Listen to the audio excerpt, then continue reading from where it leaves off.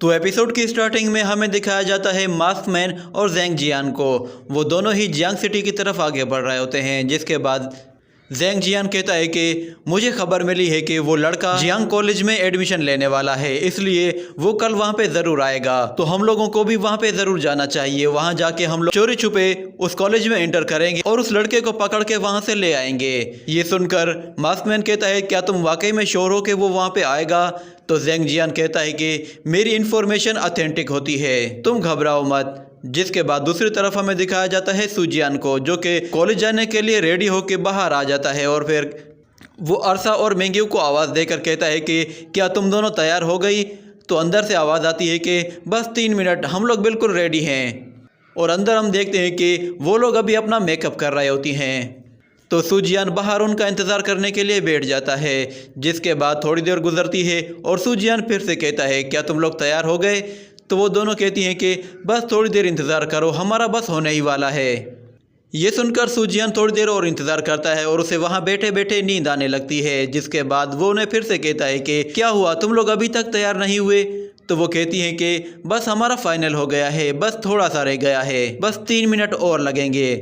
ये सुनकर सुजियान फिर से वहीं पे लेट जाता है। कुछ देर इंतज़ार करने के बाद वो लोग बाहर आ जाती हैं। जिसके बाद सुजियान उन्हें देखकर हैरान रह जाता है, क्योंकि उन लोगों ने बिल्कुल छोटे छोटे कपड़े पहने हुए थे। जिस पर सुजियान कहता है कि मैंने इन्हें ऑनलाइन शॉपिंग का बता के बहुत बड़ी गलती कर दी, ये लोग इस तरह कॉलेज जाएंगी तो सब लोग इन्हें ही देखते रहेंगे। तो अरसा कहती है कि कॉलेज जाने से पहले क्यों ना हम लोग ब्रेकफास्ट कर लें। ये सुनकर सुजियान कहता है कि अभी दिन के 10 बजे हैं, हमें तो दोपहर के खाने का सोचना चाहिए। ये कहने के बाद वो लोग कॉलेज के लिए निकल पड़ते हैं।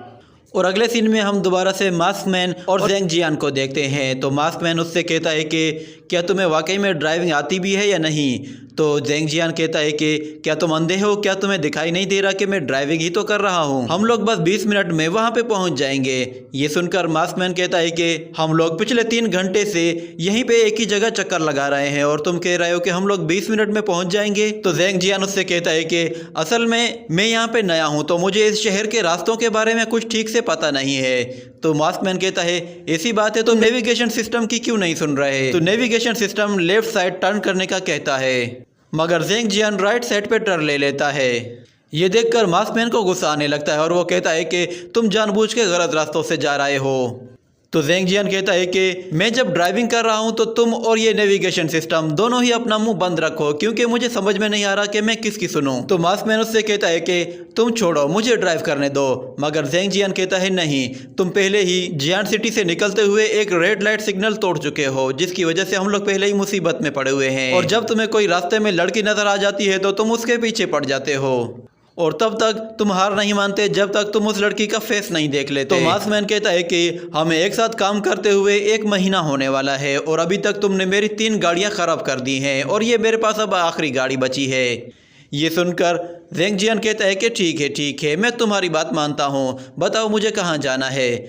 तो मास्कमैन कहता है कि ठीक है, आगे से राइट टर्न लेना। तो ज़ैंग जियान उसकी बात मानता है। जिसके बाद अगले सीन में हमें दिखाया जाता है जियांग सिटी के कॉलेज को, जहां पे सुजियान अरसा और मेंग्यू को लेके पहुंच जाता है। वो लोग जिस कॉलेज में आए थे वो बहुत ही बड़ा और बहुत ही ज़्यादा खूबसूरत था। वहां पे हर तरफ लोग ही लोग नज़र आ रहे थे। जिसके बाद वो लोग आगे बढ़ते हैं और फिर उनके आगे बढ़ने के बाद हमें दिखाया जाता है कि वहाँ पे एक रेड कलर की स्पोर्ट कार आती है, जिसमें से एक लड़का बाहर आता है।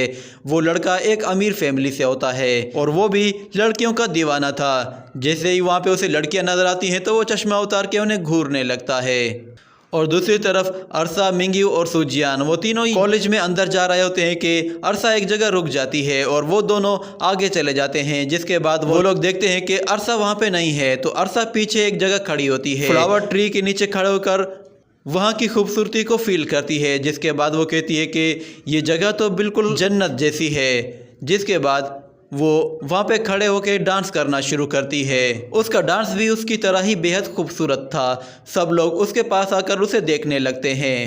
और देखते ही देखते वहाँ पे काफ़ी लोग जमा हो जाते हैं, जिस पर अरसा उन्हें देखकर हैरान हो जाती है और वहीं रुक जाती है। जिसके बाद सब लोग उसके खूबसूरत डांस पे तालियां बजाने लगते हैं और फिर वहाँ पे वो अमीर लड़का भी पहुँच जाता है, जो कि अरसा को देखने लगता है। तो अरसा उसकी तरफ देखकर हाथ हिलाती है। ये देखकर वो लड़का भी पिघल जाता है और हाथ हिलाने लगता है। जिसके बाद अरसा उसकी तरफ आगे बढ़ती है और फिर जैसे उसके करीब पहुंचती है तो उसे क्रॉस करते हुए सुजियान की तरफ चली जाती है। ये देखकर वो लड़का उसे पीछे से आवाज़ देता है तो अरसा रुक जाती है। जिसके बाद वो उसके पास आकर कहता है कि सुनो लड़की, तुम बहुत ही ज़्यादा खूबसूरत हो, क्या तुम्हारा नंबर मिल सकता है? तो अरसा कहती है सॉरी, मुझे तुम में कोई इंटरेस्ट नहीं। मगर वो लड़का हार नहीं मानता और कहता है कि अगर तुम मेरे साथ एक दिन बिताओ तो मैं तुम्हें अपनी स्पोर्ट कार में घुमा सकता हूँ और पूरा दिन तुम मेरे खर्चे पे ऐश कर सकती हो। तुम जो चाहोगी तुम्हें वो सब कुछ मिलेगा। ये सुनकर अरसा कहती है कि क्या वाकई में? तो वो लड़का कहता है कि हाँ बिल्कुल ऐसा ही है। तो अरसा उसका हाथ पकड़ के मरोड़ देती है। जिसके बाद वो अपना एक हाथ हवा में ऊपर उठाकर उसे एक जोरदार थप्पड़ दे मारती है, जिससे वो पौधों के पीछे जा गिरता है। ये देखकर सुजियान भी डर जाता है और कहता है कि उस पर ज़रा हल्का हाथ रखो, कहीं उसे मार मत देना। तो अरसा कहती है कि तुम घबराओ मत, वो नहीं मरने वाला। ये देखकर सुजियान कहता है कि अरसा तो बहुत ही ज़्यादा बेरहम है, इस तरह तो वो यहाँ पे किसी को भी नहीं छोड़ने वाली। मगर मिंग्यू इससे अच्छी है क्योंकि वो बिल्कुल शांत खड़ी है। जिसके बाद मिंग्यू भी कह देती है कि अगर ये लड़का मुझे तंग करता तो शायद मैंने अभी तक इसकी जान ही ले ली होती। ये सुनकर सुजियान को झटका सा लगता है और इसी में ही ये एपिसोड यहीं पे ख़त्म हो जाता है।